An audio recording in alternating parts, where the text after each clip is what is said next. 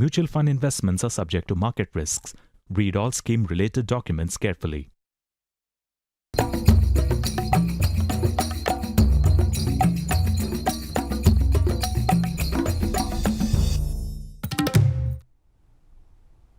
नमस्कार, the bonus के इस prime time show bonus point में आप सभी का स्वागत है। मैं हूं ब्रिज द्विवेदी। आपकी जेब से लेकर देश की अर्थव्यवस्था पर असर डालने वाली तमाम खबरें लेकर स्टूडियो पहुंच चुका हूं और खबरों के विश्लेषण के लिए मेरे साथ द बोनस के संपादक अंशुमान तिवारी जी जुड़ चुके हैं। अंशुमान सर, स्वागत है आपका। धन्यवाद, आप सबका स्वागत है। अंशुमान सर के साथ विश्लेषण शुरू करें उससे पहले आप लोगों को बताते हैं आज मुख्य तौर पर किन खबरों पर चर्चा होगी।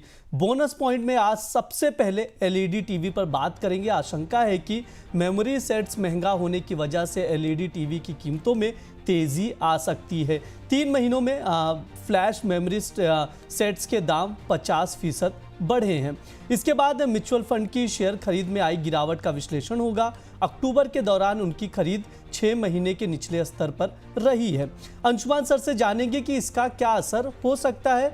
अगली खबर सोयाबीन से जुड़ी है। सोयाबीन के बाजार में कुछ बड़े घटनाक्रम हुए हैं। एक तरफ चीन ने अमेरिकी सोयाबीन पर टैरिफ घटाया है तो दूसरी तरफ बांग्लादेश ने अमेरिका के साथ डील की है। जानेंगे इन घटनाक्रम का भारत पर क्या असर होगा। इसके बाद बिटकॉइन की लगातार घटती कीमतों का विश्लेषण होगा। रिकॉर्ड ऊंचाई से बिटकॉइन का भाव 20% से ज्यादा घट चुका है। अगली खबर चीन की करेंसी युआन को लेकर है। संभावना है कि भारत में युआन में ट्रेडिंग को लेकर सरकार कुछ ढील दे सकती है। अंत में बैंकों के निजीकरण पर आए वित्त मंत्री के बयान का विश्लेषण होगा। वित्त मंत्री ने निजीकरण की हिमायत की है। अंशुमान सर से जानेंगे वित्त मंत्री के बयान के क्या मायने हैं। पहली खबर की ओर चलते हैं जो कि एलईडी टीवी से जुड़ी हुई है। एलईडी टीवी बनाने में इस्तेमाल होने वाले प्रमुख उपकरण फ्लैश मेमोरी सेट्स की कीमतों में आई तेजी की वजह से एलईडी टीवी के महंगा होने की आशंका जताई जा रही है। रिपोर्ट्स के मुताबिक अगर देखा जाए तो आर्टिफिशियल डेटा सेंटर्स में फ्लैश मेमोरी सेट्स की डिमांड बढ़ने की वजह से बीते 3 महीने के दौरान इनकी कीमत में करीब 50% बढ़ोतरी हो चुकी है। सर, फ्लैश मेमोरी की इतनी कमी क्यों दिखाई दे रही है? सबसे बड़ी वजह यही है कि आर्टिफिशियल इंटेलिजेंस के जो डेटा सेंटर बन रहे हैं उनमें जो इक्विपमेंट्स लग रहे हैं उनमें मेमोरी चिपसेट की जरूरत है। भारत की दुविधा ये है कि भारत में अधिकांश फ्लैश मेमोरी चाइना से इंपोर्ट होती है। सारे इलेक्ट्रॉनिक प्रोडक्ट्स हैं जिसमें फ्लैश मेमोरीज की जरूरत होती है। टेलीविजन में, मोबाइल में, लैपटॉप में, फ्लैश ड्राइव में, और इसका एक बड़ा हिस्सा चीन से इंपोर्ट होता है। चीन की कंपनियां पूरी दुनिया में एआई डेटा सेंटर्स की बढ़ती मांग पूरी करने के लिए अपने फ्लैश मेमोरीज को उसमें डाइवर्ट कर रही हैं, जिनमें कि DDR6 और 7 फ्लैश मेमोरीज हैं। इनकी काफी बड़ी डिमांड है और अभी कंपनियों की जो मौजूदा क्षमता है चीन में वो इसे पूरी नहीं कर पा रही है, इसलिए ये शॉर्टेजेस बनी हुई हैं। इससे पहले 3-4 महीने पहले मोबाइल कंपनियों ने भी इसी तरीके की समस्या का सामना किया था। उनके पास भी फ्लैश मेमोरी सेट्स पर्याप्त मात्रा में उपलब्ध नहीं थे और ऐसी स्थिति में अब ऐसा लग रहा है कि टीवी सेट्स की कीमतों में भी बढ़ोतरी होगी, क्योंकि अगर आप ओपन मार्केट में देखें तो पिछले 2 हफ्ते में फ्लैश मेमोरी के प्राइसेस तेजी से बढ़े हैं और स्टॉक भी खत्म हो रहा है डिफरेंट इक्विपमेंट और कंपोनेंट सप्लायर के। अगली खबर की ओर चलते जो कि आरबीएल बैंक से जुड़ा हुआ है। आरबीएल बैंक में बड़ा निवेश आने वाला है। यूएई के टॉप बैंक एमिरेट्स एनबीडी ने आरबीएल बैंक में 26% हिस्सेदारी के लिए ओपन ऑफर का प्रस्ताव दिया है। यह ओपन ऑफर दिसंबर में 280 रुपये प्रति शेयर के भाव पर आ सकता है। इस प्रस्ताव को अभी सेबी की मंजूरी मिलना बाकी है। अगर ये निवेश आता है तो भारत में आने वाले सबसे बड़े एफडीआई में एक होगा। सर, एनबीडी के ओपन ऑफर को कैसे समझा जाए? आरबीएल बैंक में पहले महिंद्रा एंड महिंद्रा हिस्सेदारी लेना चाहता था। 3.5% के आसपास स्टेक महिंद्रा की थी जो उन्होंने बेच दी 678 करोड़ रुपए में करीब 62% के आसपास का उनको फायदा हुआ है। और इसके बाद अब आरबीएल बैंक में हिस्सेदारी के लिए रास्ता खुल गया है, जमीन खुल गई है। कोई कंपनी बिड कर सकती है और उसमें जो बिड आई है सबसे महत्वपूर्ण वो अमीरात के एनबीडी की आई है। लेकिन वो बिड आरबीएल बैंक के मौजूदा प्राइस से डिस्काउंट पर है। तो अगर ये बिड सक्सेसफुल होती है, क्योंकि उसने 280 रुपए का शेयर का प्राइस कोट किया है, जबकि आरबीएल की जो मंगलवार को क्लोजिंग हुई थी वो 324 रुपए के आसपास थी। आज बाजार में थोड़ी इसमें मूवमेंट भी दिखाई दिया है। और चूंकि भारत 74% के आसपास फॉरेन इन्वेस्टमेंट की इजाजत देता है, तो आरबीएल बैंक में इमारात का बैंक ये पूरी हिस्सेदारी ले सकता है।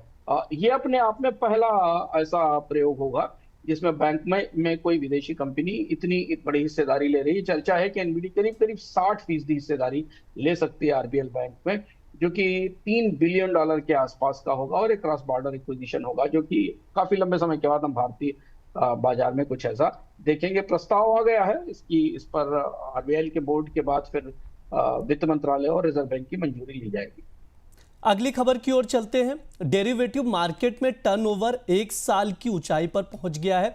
अक्टूबर के दौरान कुल टर्नओवर 506 लाख करोड़ रुपए दर्ज किया गया है। जून से अब तक टर्नओवर में करीब 46% की बढ़ोतरी हो चुकी है। पिछले साल सितंबर से शेयर बाजार ने जब रिकॉर्ड ऊंचाई को छुआ था, उस समय डेरिवेटिव मार्केट का टर्नओवर भी 537 लाख करोड़ रुपए की रिकॉर्ड ऊंचाई पर था। सर, तमाम चेतावनियों के बावजूद भी डेरिवेटिव मार्केट का टर्नओवर बढ़ा है, इसका क्या संकेत है? कि डेरिवेटिव मार्केट में रेगुलेशन को लेकर बड़ी अनिश्चितता थी। इस साल की शुरुआत से सेबी इस बात का संकेत दे रहा था कि वीकली एक्सपायरीज बंद कर दी जाएंगी। डेरिवेटिव मार्केट में कई तरीके के नियम बदले गए थे, जिसमें कि स्टॉक्स की लिमिट, फ्यूचर्स की लिमिट तय की गई थी। इस बीच में एक बड़ा स्कैम हुआ जेन स्ट्रीट का, जिस पर सेबी ने उस कंपनी पर प्रतिबंध भी लगाया, उससे जुर्माना भी वसूला। लेकिन अब जब ये परिस्थितियां थोड़ी सेटल हो रही हैं, सेबी ने जो नए नियम तय किए वो नए नियम सक्रिय हो गए, तो वापस डेरिवेटिव मार्केट में हमें सक्रियता और बढ़ोतरी दिखाई दे रही है। क्योंकि डेरिवेटिव्स मार्केट बाजार के डेली मोमेंटम को ताकत देते हैं, ट्रेडर्स को निवेश के लिए मौका देते हैं। इसलिए सेबी बहुत ज्यादा सख्ती से कार्रवाई इस पर नहीं कर पा रही है। हालांकि ये बात सही है कि डेरिवेटिव्स मार्केट में बड़ा नुकसान हुआ और सेबी अपने तमाम रिपोर्ट्स में ये कहती रही है कि फ्यूचर और ऑप्शन और सट्टेबाजी में नुकसान हो रहा है, लेकिन निवेशक इसमें पैसा डाल रहे हैं। तो जो मौजूदा तस्वीर है उसमें डेरिवेटिव्स मार्केट में सक्रियता लौटी है, और इसका असर भी हमको स्टॉक मार्केट की में हाल फिलहाल में जो हमने तेजी रिकवरी देखी है उस पर दिखाई भी दी है। अगली खबर की ओर चलते हैं, जो कि म्यूचुअल फंड से जुड़ी हुई है। शेयर बाजार में म्यूचुअल फंड्स की तरफ से होने वाली निवेश में कमी आई है। अक्टूबर में म्यूचुअल फंड का निवेश 6 महीने के निचले स्तर यानी 17,778 करोड़ रुपए का दर्ज किया गया है। इससे पहले सितंबर में यह आंकड़ा 46,442 करोड़ रुपए और अगस्त में 70,534 करोड़ रुपए दर्ज किया गया है। ऊपरी स्तरों पर म्यूचुअल फंड की मुनाफा वसूली की वजह से उनके निवेश में कमी आई है। सर, सबसे पहले समझाइए कि म्यूचुअल फंड्स की खरीद घटने की बड़ी वजह क्या है? ये महत्वपूर्ण आंकड़ा है, और जो म्यूचुअल फंड निवेशक हैं, जो भारत में सबसे बड़ी संख्या है जिनकी, उन्हें ध्यान से इस खबर का मतलब, इसका मंतव्य समझना चाहिए। आमतौर पर हम ऐसा मानते थे कि भारत के म्यूचुअल फंड अब जो पैसा एसआईपी के जरिए, लमसम के जरिए जा रहा है, उसका इक्विटी में निवेश जारी रखते हैं। लेकिन यहाँ इक्विटी खरीदारी 6 महीने के निचले स्तर पर आ गई है। जबकि अगर आप ध्यान से देखें तो इंडस्ट्री के पास एयूएम रिकॉर्ड ऊंचाई पर है, यानी वो ज्यादा कैश होल्ड कर रहे हैं म्यूचुअल फंड अपने पास इन्वेस्ट करने से पहले। इसकी 2 बड़ी वजह हैं। एक तरफ हमको दिख रहा है कि बाजार में कोई मोमेंटम नहीं है, तेजी नहीं बन पा रही है, लेकिन म्यूचुअल फंड्स के लिए बड़ी चुनौती है कि वैल्यूएशन काफी महंगे हैं। चूंकि बाजार में रिटर्न्स लगातार टूटे हुए हैं और इस साल अच्छा रिटर्न नहीं है, तो म्यूचुअल फंड इस उलझन में है कि महंगे स्टॉक्स खरीद कर वो अपने निवेशकों को ऊंचे रिटर्न नहीं दे पाएंगे। खासतौर पर जो छोटे और मझोले शेयर हैं, स्मॉल और मिड कैप में, उनमें और ज्यादा सावधानी बरती जा रही है, और इसलिए इस निवेश में कमी आई है, जो समझने जैसी है। इसके अलावा एसआईपी जारी है, लेकिन एनएफओ में गिरावट आ रही है, लंप सम में गिरावट आ रही है। कुछ निवेशकों ने अपनी एसआईपी भी रोकी है। तो एक किस्म का फटीग दिख रहा है म्यूचुअल फंड के भीतर। उस फटीग में क्योंकि लंप सम और जो एनएफओ आते थे, उनसे बाजार को बड़ा मोमेंटम मिलता था, एयूएम के पास पैसा आता था, उसमें निवेश करते थे। तीसरी और सबसे महत्वपूर्ण बात यह कि एक्टिव फंड्स के बजाय पैसिव फंड्स में पैसा लग रहा है। ईटीएफ में सोने चांदी के और बाकी जो फंड है उनमें पैसा जा रहा है, क्योंकि इनमें इस समय तेजी और अच्छे रिटर्न दिखाई दे रहे हैं। सेक्टोरल थीमेटिक फंड जो कि पिछले साल का फ्लेवर थे, हर दूसरा व्यक्ति सेक्टोरल थीमेटिक फंड की बात कर रहा था, वो बिल्कुल ठंडे पड़ गए हैं क्योंकि ज्यादातर सेक्टोरल फंड्स ने अच्छे रिटर्न नहीं दिए हैं। बाजार में अनिश्चितता है तो म्यूचुअल फंड कोई बड़ी पोजीशन लेकर फंसना नहीं चाहते हैं, तो फंड हाउस कैश बढ़ा रहे हैं। एक दूसरी चीज है, पोर्टफोलियो रिबैलेंस कर रहे हैं। और यहाँ मैं ये कहूंगा कि जितने निवेशक हैं जो म्यूचुअल फंड में निवेश कर रहे हैं, वो जिस भी माध्यम से जाएं, अपने पोर्टफोलियो को जरूर चेक करें, क्योंकि म्यूचुअल फंड्स में बड़े बड़े पैमाने पर अब पोर्टफोलियो रिबैलेंसिंग चल रही है।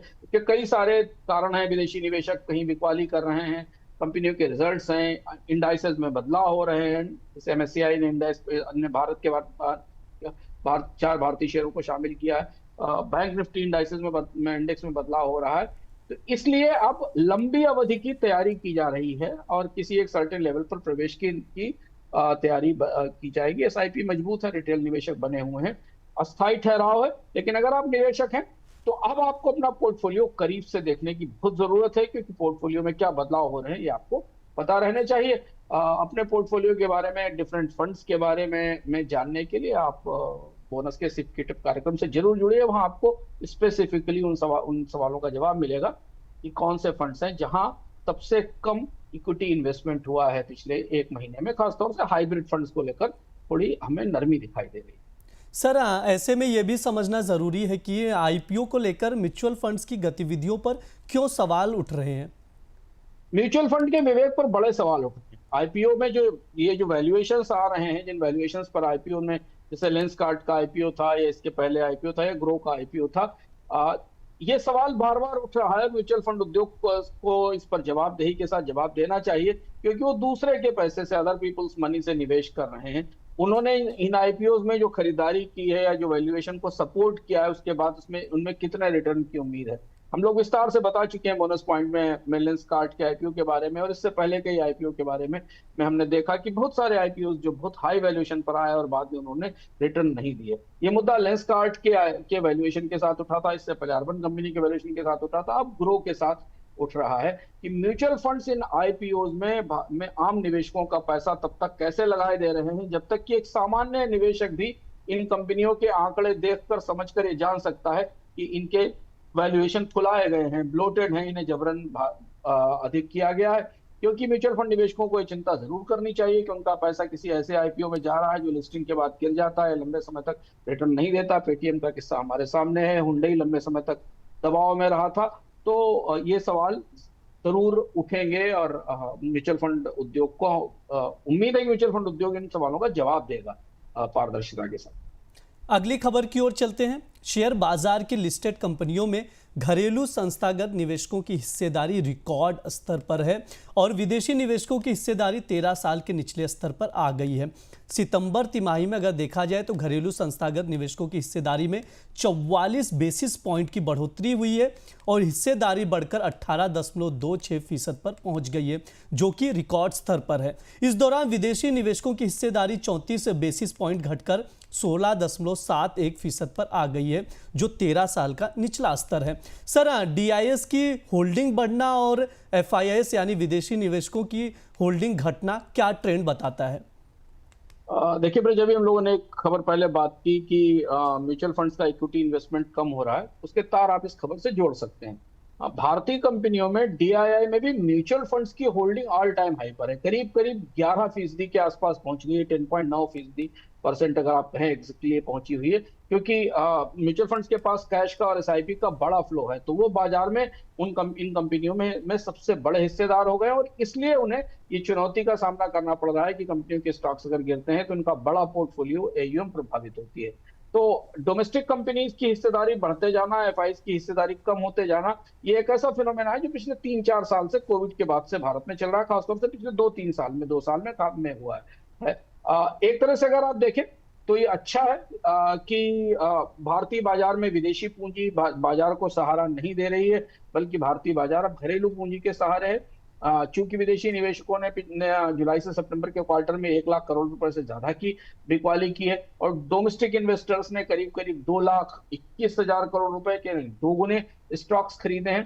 तो ये संतुलन दिखाता है कि भारतीय निवेशक बुलिश है, म्यूचुअल फंड बुलिश है और बाजार में निवेश कर रहे हैं। हालांकि इसका एक पहलू ये भी है कि उनके पास निवेश के अलावा कोई विकल्प नहीं है, उनको पैसा बाजार में डालना होगा, लेकिन दूसरी बड़ी बात यह कि विदेशी पूंजी न आने के कारण भारतीय शेयर बाजार में तेजी का या कोई स्टैंडर्ड मोमेंटम नहीं बन पा रहा है।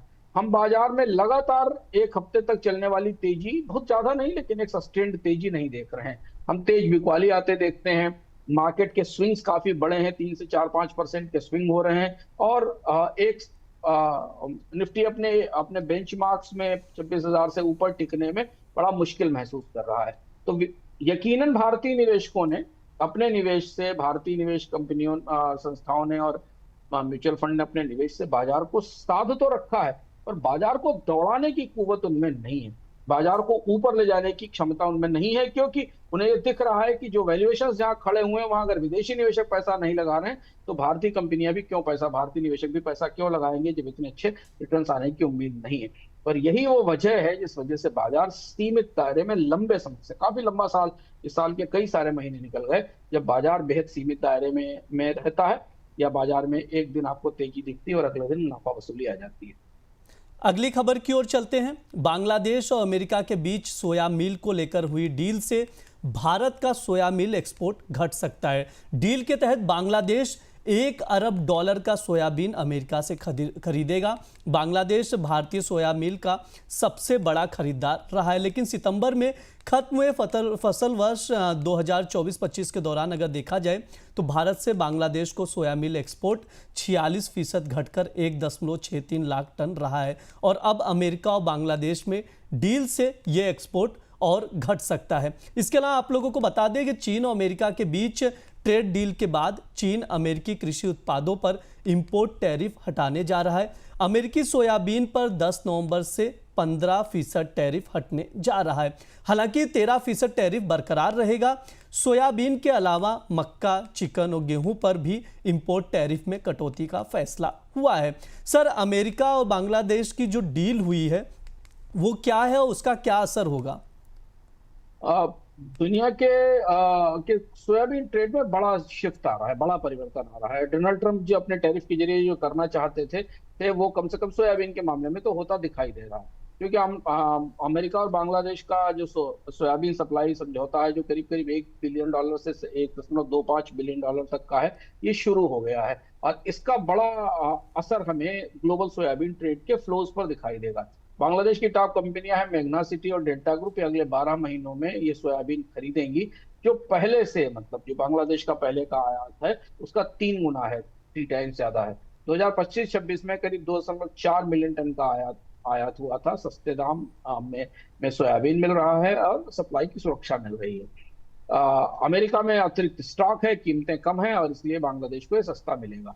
भारत पर जैसा बताया आपको ब्रिज ने, बड़ा असर पड़ेगा, क्योंकि बांग्लादेश से भारत को सोयाबीन का एक्सपोर्ट बड़ा एक्सपोर्ट होता था, 46% के आसपास गिर चुका है। तो इसलिए भारतीय निर्यातकों के लिए अब उन्हें नया बाजार तलाशना होगा। पर इस डील के साथ एशिया में डोनाल्ड ट्रंप ने भारत के पड़ोस में एग्रीकल्चर के मार्केट में, बांग्लादेश के मार्केट में अपनी पैठ बना ली। सर, ये भी समझना जरूरी कि चीन ने सोयाबीन पर जो ड्यूटी घटाई है उसका क्या असर होगा? ताजे विवाद के बाद जब सियोल में शी जिनपिंग और डोनाल्ड ट्रंप की बैठक हुई थी, उस समय तय हो गया था कि चीन सोयाबीन का इंपोर्ट बढ़ाएगा, क्योंकि संधि का हिस्सा था। ऐसे ही 2018 में भी डोनाल्ड ट्रंप ने अपने सोयाबीन को बेचने के लिए चीन से समझौता किया था। तो चीन ने अब क्या किया है कि ज्यादातर अमेरिकी कृषि उत्पादों पर जो रिटेलिटरी टैरिफ लगाए थे, जो जवाबी टैरिफ लगाए थे, उनको रोक लिया है। कुल 34% के आसपास टैरिफ कम किए हैं, और यही वो संधि का हिस्सा था। 2025 के अंत तक चीन करीब 12 मिलियन टन और 2026-28 में 25 मिलियन टन अतिरिक्त अमेरिकी सोयाबीन की खरीद करेगा। सोयाबीन के किसानों के लिए अमेरिका में अच्छी खबर है। इससे पहले चीन ने जो ऑर्डर जारी किए थे, जिनमें ब्राजील और अर्जेंटीना को शिफ्ट किए थे, वो ऑर्डर अब वापस अमेरिका के पास पहुंच जाएंगे। बड़ा असर ये कि अमेरिका में किसानों को बड़ी राहत है। डोनाल्ड ट्रंप ये लगातार कोशिश में थे कि उनकी राजनीतिक पूंजी जो किसानों में कमजोर हो रही है उसे मजबूती मिले, और चीन के बाजार पर थोड़ी निर्भरता कम हो सके। तो बांग्लादेश की डील से उन्हें चीन के बाजार पर निर्भरता कम मिलने में मदद मिलेगी। इसके बदले डोनाल्ड ट्रंप ने बांग्लादेश पर 20% टैरिफ लगाए हैं कपड़ों पर, जो कि पहले 35% थे। भारत के लिए चुनौती है कि भारत बांग्लादेश का बाजार गंवा रहा है। अगली खबर की ओर चलते हैं। कैपिटल मार्केट रेगुलेटर सेबी अब 30 साल पुराने स्टॉक ब्रोकर रेगुलेशन कानून में बदलाव करने जा रहा है। हाल ही में सेबी चीफ ने इसके बारे में जानकारी दी है। 1992 के स्टॉक ब्रोकर रेगुलेशन कानून को सरल बनाया जाएगा, साथ में एल्गो या प्रोपराइटरी ट्रेडिंग को भी इसमें परिभाषित किया जाएगा। मौजूदा कानून में अगर देखा जाए तो एल्गो प्रोपराइटरी ट्रेडिंग की परिभाषा नहीं है। सर, कौन कौन से प्रमुख बदलाव होने जा रहे हैं? ये बड़ा चेंज है। हर्षद मेहता के स्कैम के पहले से इस बात की जरूरत महसूस की जा रही थी कि भारत में स्टॉक ब्रोकर्स के नियमों को बदल दिया जाए। लंबा समय हो गया, 30 साल से बहुत सारे नियम बदले भारत के रेगुलेटर्स ने, पर स्टॉक ब्रोकर्स के नियमों में बदलाव नहीं किया। अब चुनौती यह है कि डिजिटल मार्केट तेजी से पैर पसार रहा है, एल्गो ट्रेडिंग बढ़ रही है, निवेशकों का में जागरूकता भी है और उनके लिए खतरे भी बढ़ रहे हैं और सिस्टम भी कमजोर है। तो 4-5 बड़े बदलाव हैं जिसके संकेत मिल रहे हैं। एक तो ये कि पुराने नियम खत्म किए जाएंगे 1992 वाले। इसमें एल्गो ट्रेडिंग की परिभाषा तय की जाएगी, क्या एल्गो ट्रेडिंग हो। भारत में ब्रोकर के लिहाज से एल्गो ट्रेडिंग की परिभाषा नहीं है। फिनटेक ब्रोकर क्या होते हैं, क्योंकि जीरोधा और ग्रो जैसे तमाम प्लेटफॉर्म हैं जो ब्रोकर नहीं है और उन पर होने वाले ट्रेड किसी सामान्य फिजिकल ब्रोकर से कई गुना ज्यादा है। इसके अलावा रियल टाइम निगरानी कैसे की जाए, क्लाइंट का अकाउंट कैसे रखा जाए, क्लियरिंग कॉर्पोरेशन के साथ ब्रोकर कैसे तालमेल करे, कंप्लायंस को थोड़ा आसान किया जाएगा, जुर्माना हटाया जाएगा, एक जगह सारी रिपोर्टिंग लाई जाएगी, सीधा पेमेंट करने की व्यवस्था लाई जाएगी और निवेशकों के लिए सुरक्षा तय की जाएगी। ये देखा जा रहा संभावना है कि ब्रोकर से को उस कानून में कहना पड़ेगा कि वो किसी भी एफएनडो और हाई रिस्क ट्रेडर की प्रोफाइल देख लें, समझ लें, फिर उसका रिस्क ले लें, फिर उसके बाद उसे ट्रेड करने के लिए कहें। हर तिमाही ब्रोकर्स के ऑडिट होंगे और सेटलमेंट की प्रक्रिया को थोड़ा आसान किया जाएगा। वजह इसकी यही थी कि नए निवेशक लगातार बढ़ रहे थे, एफएनडो में बड़ा निवेश भी आ रहा था, इसलिए और अलग अलग एक्सचेंज में अलग अलग नियम थे, बीएसई में और एनएसई में। इन्हें रोकने के लिए इसको ठीक करने के लिए ऐसा किया जा रहा है। ब्रोकर्स का टेक खर्च बढ़ेगा जो छोटे ब्रोकर्स के लिए महंगा पड़ेगा, लेकिन हाँ, भारत में उम्मीद है कि इसके बाद अमेरिका और यूके और सिंगापुर जैसा मॉडर्न ब्रोकरेज नियम आ जाएंगे। अगली खबर की ओर चलते हैं जो कि बिटकॉइन से जुड़ी हुई है। क्रिप्टो करेंसी बिटकॉइन में लगातार गिरावट जारी है। पिछले महीने बिटकॉइन ने जिस रिकॉर्ड ऊंचाई को छुआ था वहां से भाव 20% से ज्यादा घट चुका है और कीमतें $1,00,000 से नीचे आ चुकी हैं। बुधवार को कीमतों ने $99,000 का निचला स्तर भी छुआ है। रिपोर्ट के मुताबिक कई लॉन्ग टर्म निवेशकों ने बिटकॉइन में बिकवाली की है, जिसकी वजह से भाव टूटा है। सर, इसको थोड़ा सा विस्तार से समझाइए कि बिटकॉइन में इतनी तेज गिरावट क्यों दिख रही है, क्या वजह है सर? ब्रिज, बिटकॉइन का बाजार थोड़ा कॉम्प्लिकेटेड हो रहा है। दो वजह हैं। एक तो शॉर्ट टर्म वजह समझते हैं, दूसरा लॉन्ग टर्म समझते हैं। शॉर्ट टर्म वजह है कि बाजार में एक चर्चा आई थी, अफवाह थी, लेकिन बाजार ने उस पर रिएक्ट किया कि जो बिनांस है, जो सबसे बड़ा एक्सचेंज है, उस पर एक कानूनी लॉ सूट किया जा रहा है 10 अक्टूबर वाले क्रैश को लेकर, जो 10 तारीख को क्रैश हुआ था, जिसमें कि काफी बड़ा नुकसान हुआ था और बिनांस उसमें कई सारे नियमों में दोषी पाई गई। हालांकि इसका खबर की पुष्टि नहीं की गई, लेकिन कल बाजार में खबर जब तैरी, उसके बाद बाजारों में तेज गिरावट आई। सारे कैंडल्स रेट थे, सारे प्रमुख कॉइन्स, आल्ट कॉइन्स, बिटकॉइन्स में गिरावट थी। ये तो तात्कालिक वजह हुई। दूसरी वजह ये, क्योंकि बिटकॉइन के मार्केट में भी कोई नए ट्रिगर नहीं दिख रहे हैं, कानूनी आधार पर कोई नए बदलाव नहीं हो रहे हैं। ईटीएफ आ रहे हैं लेकिन स्लो हैं। पॉलिसी लेवल के ऊपर अमेरिका में शटडाउन ने अमेरिकी अर्थव्यवस्था के सेंटिमेंट को तोड़ा है। आज सुप्रीम कोर्ट में टैरिफ की सुनवाई चल रही है, जिस पर हम आगे बात करेंगे। सुप्रीम कोर्ट का रुख शुरुआती तौर पर सख्त है और अगर सुप्रीम कोर्ट कुछ और सख्ती करता है तो टैरिफ मुश्किल में पड़ सकते हैं। तो अमेरिका में जो आर्थिक अनिश्चितता है, उसका असर हमें बिटकॉइन बाजार पर दिखा और इसलिए हम एक इंटरेस्टिंग ट्रेंड बनता देख रहे हैं, क्योंकि बिटकॉइन के निवेशक काफी लिक्विड है, काफी स्मार्ट है और बहुत सारी ट्रेडिंग बॉट एल्गो से होती है, इसलिए काफी कुछ पैसा रोटेशन में मूव कर रहा है। तो बिटकॉइन से पैसा निकलकर ईटीएफ, बिटकॉइन और इथेरियम ईटीएफ से लिक्विडेट करके वो पैसा स्टेबल कॉइन और कैश में की जगह जा रहा है। तेज गिरावट होती है तो लिक्विडेशन तेज होते हैं, लोग कर्ज पर ली गई लिक्विडेशन काटते हैं और वो प्रक्रिया भी जारी है, बाजार में दिख रहा है। हालांकि बिटकॉइन 100 से नीचे जाने के बाद रिकवर किया, 99 तक जाने के बाद रिकवर किया, तो 103 के आसपास इस समय ट्रेड कर रहा है, लेकिन फिर भी अपनी ऊंचाई से तो काफी नीचे है। अगर आप हाल फिलहाल की ऊंचाई देखें तो उससे काफी नीचे है। इथेरियम में तो 20% के आसपास की गिरावट हमने देखी है। ये परिस्थिति आने वाले दिनों में, कुछ दिनों में बनी रह सकती है। न्यू कॉइन में सबसे जबरदस्त क्रैश हुआ, जो सबसे बड़ा खतरा है। बांग, पेपे, इन दोनों में बड़ी गिरावट आई है और यहाँ लिक्विडिटी की क्राइसिस या लिक्विडिटी का क्रंच भी दिख रहा है। अगली खबर की ओर चलते हैं। चीन के साथ रिश्तों को सुधारने की दिशा में भारत गिफ्ट सिटी में चीन की करेंसी युआन की ट्रेडिंग की अनुमति दे सकता है। रिपोर्ट के मुताबिक युआन में ट्रेडिंग को लेकर बैंकिंग सेक्टर की तरफ से प्रस्ताव दिया गया है और फिलहाल इस प्रस्ताव की मंजूरी पर विचार हो रहा है। गिफ्ट सिटी में अभी भी 15 विदेशी करेंसी में ट्रेड हो रहा है, लेकिन उनमें चीन की करेंसी युआन शामिल नहीं है। सर, युआन में ट्रेडिंग की अनुमति देने को लेकर क्या मजबूरी है, और साथ ही ये भी बताइए कि युआन को लेकर किस तरह के बदलाव हो रहे हैं। ये बड़ी दिलचस्प घटनाक्रम है और ये बदलाव है समझना भारत के लोगों के लिए। भारत कहाँ से बायकॉट चाइना से 1 साल के भीतर चाइनीज युआन में ट्रेड करने और युआन में पेमेंट करने तक आ गया। दोस्ती भी हो गई, फ्लाइट्स भी शुरू हो गई, पर यह घटनाक्रम थोड़ा दिलचस्प है। शुरुआत हुई थी रूस को युआन में तेल के भुगतान से। रूस ने भी आधिकारिक रूप से स्वीकार किया था, भारतीय कंपनियों ने अब आधिकारिक रूप से शुरू कहा था।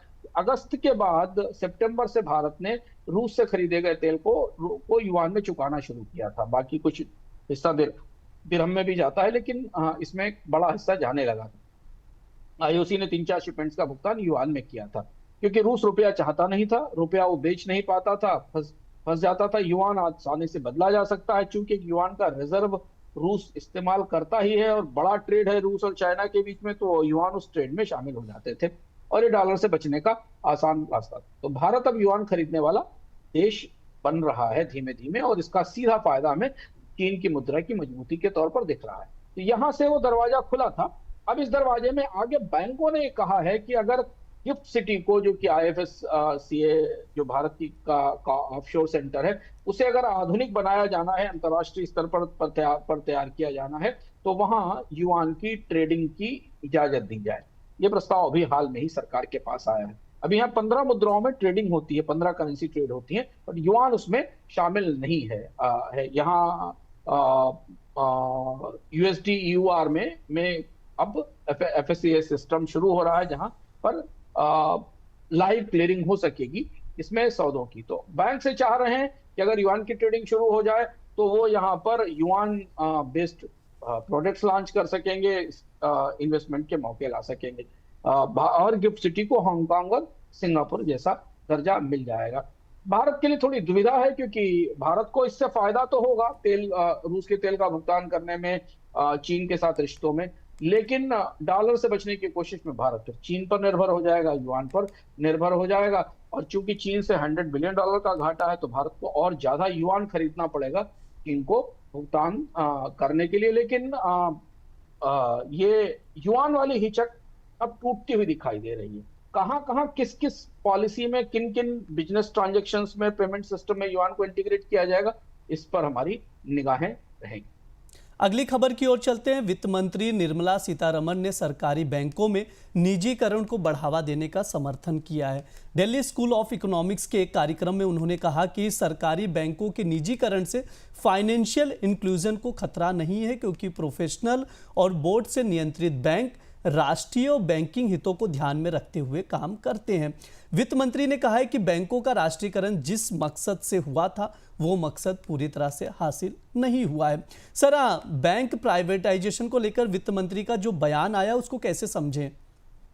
सरकार प्राइवेटाइजेशन की दिशा में आगे बढ़ रही है। इस बयान को के संकेत भी हैं और इस तरीके के की तैयारियां भी हैं, क्योंकि 2 बड़ी वजह हैं। एक तो फंड्स की जरूरत है, बैंक्स को, सरकार को फंड्स की जरूरत है। सरकार सारे बैंकों में नियंत्रक हिस्सेदार है, तो वो बैंकों के प्राइवेटाइजेशन करके उन्हें बेचकर इक्विटी लेकर अच्छे फंड ला सकती है। दूसरा, सरकार ने ये देखा है कि जो निजी और इंडिपेंडेंट बोर्ड वाले बैंक हैं, वो बेहतर ढंग से काम कर रहे हैं। सरकारी के नियंत्रण में एनपीए बढ़ते हैं और कुप्रबंध होता है। तो अब ये जो नया मॉडल, जिसमें एनपीए भी कम हुए हैं, बाकी चीजें भी बेहतर हुई हैं, उसने सरकार को इस बात के लिए प्रेरित किया। आईडीबीआई बैंक बिकने जा रहा है, एलआईसी और सरकार मिलकर आईडीबीआई में हिस्सा बेच रही है। तो सरकार अब नए सिरे से ये कोशिश करेगी, और शायद ऐसा संकेत है कि निजीकरण के साथ जो सोशल रिस्पॉन्सिबिलिटी है बैंक की, उनको इंटैक्ट रखा जाएगा। जनधन खाते, डायरेक्ट बेनिफिट ट्रांसफर, ये सारी चीजें शामिल रखी जाएंगी, लेकिन धीमे धीमे इसकी तरफ आगे जाया जाएगा। छोटे पब्लिक बैंक पहली चरण में आ सकते हैं, ऐसा माना जा रहा है। उसके बाद फिर बड़े बैंकों के बारे में बातचीत की जाएगी। हालांकि थोड़ा राजनीतिक रूप से ये कठिन है, थोड़ा हॉट पोटैटो है, वो हाथ में होल्ड करना सरकार के लिए मुश्किल है, क्योंकि इससे भारत में बैंकों की यूनियन की हड़ताल और विरोध शुरू हो सकता है।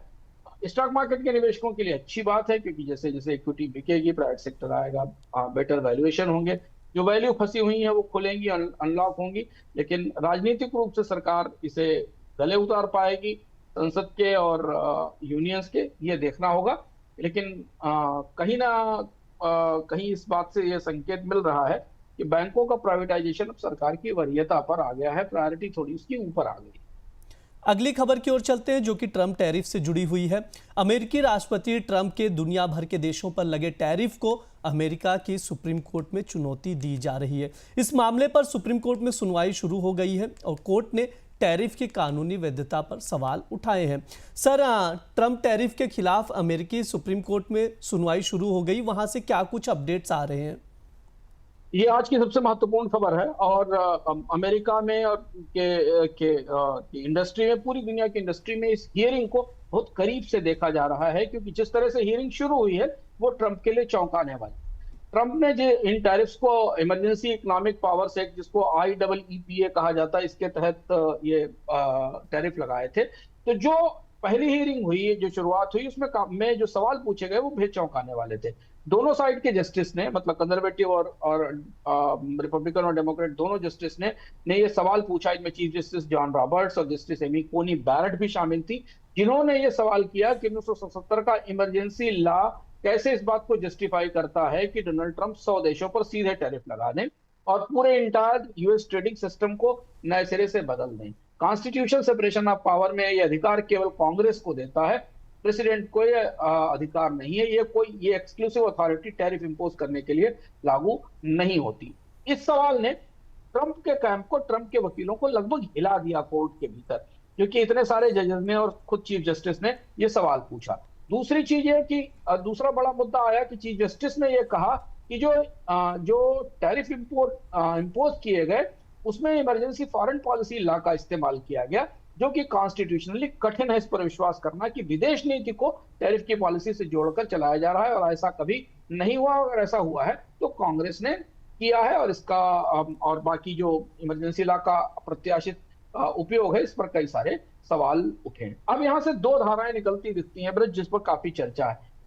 ये माना जा रहा है कि डोनाल्ड ट्रंप बाद में बहुमत के आधार पर रिपब्लिकन जजों के समर्थन से इसे किसी तरह पारित करा ले जाएंगे, या टैरिफ की प्रक्रिया में कुछ बदलाव होंगे, कुछ शर्तें लगाई जाएंगी, अभी कहना स्पष्ट नहीं है। लेकिन अगर कोर्ट से टैरिफ स्ट्रक डाउन होते हैं या कोर्ट इन टैरिफ को नकार देता है तो बहुत बड़ा मेस खड़ा होगा, और वो अनिश्चितता बाजार में अब दिख रही है अमेरिका में, क्योंकि इतने सारे जो टैरिफ वसूले गए उनको सबको वापस करना पड़ेगा। बिलियंस एंड बिलियन डॉलर्स के टैरिफ्स का रिफंड करना होगा अगर राष्ट्रपति डोनाल्ड ट्रंप की रूलिंग पर को सुप्रीम कोर्ट नकार देता है या वापस कर देता है। इसका काफी बड़ा असर हो। तो एक तो ये पहलू है। दूसरा ये है कि फिलहाल ऐसे संकेत हैं कि इस पर फैसला इतनी जल्दी नहीं आएगा, क्योंकि ये सुनवाई लंबी चलेगी, खींचेगी लिटिगेशन में। डोनाल्ड ट्रंप के पक्ष अपना तर्क ला रहे हैं, तो ऐसा माना जा रहा है कि इसकी का नतीजा अगले साल 2026 की शुरुआत तक ही आएगा। लेकिन यहां से लेकर 2026 की शुरुआत में जनवरी फरवरी तक जैसे जैसे सुप्रीम कोर्ट में सुनवाई चलती रहेगी, डोनाल्ड ट्रंप के टैरिफ पर अनिश्चितता कायम रहेगी। और अब सब कुछ इस बात पर निर्भर करता है कि सुप्रीम कोर्ट में राजनीतिक रूप से डोनाल्ड ट्रंप इस फैसले को कितना प्रभावित कर पाते हैं।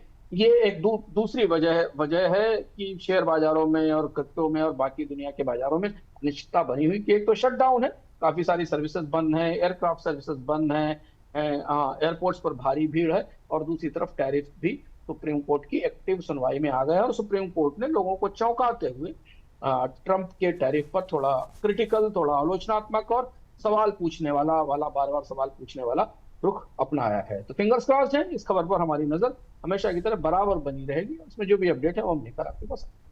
जी बिल्कुल, जिस तरह से ट्रंप टैरिफ के खिलाफ सुप्रीम कोर्ट में, अमेरिकी सुप्रीम कोर्ट में सुनवाई हो रही है, उस पर दुनिया भर की निगाहें हैं। जो भी अपडेट आएगा द बोनस लगातार आप लोगों तक पहुंचाएगा। अंशुमान सर, बहुत बहुत शुक्रिया तमाम खबरों का विश्लेषण करने के लिए। धन्यवाद। बोनस पॉइंट में अंशुमान सर जो दिन भर के अपडेट्स आते हैं वो आप लोगों को बताते हैं, इसके साथ ही जो खबरें होती हैं उसका एनालिसिस किया जाता है, सरल भाषा में समझाया जाता है। फिलहाल के लिए शो में इतना ही। आप लोग बने रहिए द बोनस के साथ। धन्यवाद।